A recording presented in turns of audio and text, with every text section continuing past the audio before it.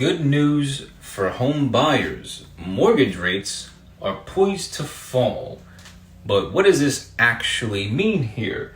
Well, it means that at some point, the Federal Reserve is going to have to take accountability for their actions, which is raising rates so significantly high over the past 2 years.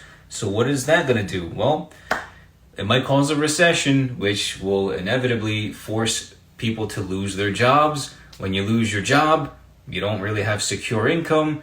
You scramble for money, and then you're forced to sell your house, right, for the money, because everyone's got a lot of equity in their house nowadays. So that could be a possibility. So if there is a recession, we're going to see a lot more inventory on the market because people are going to lose their jobs, be forced to sell. And then also during recessions, the Federal Reserve also drops rates. So mortgage rates will also be lower, which is good for buyers.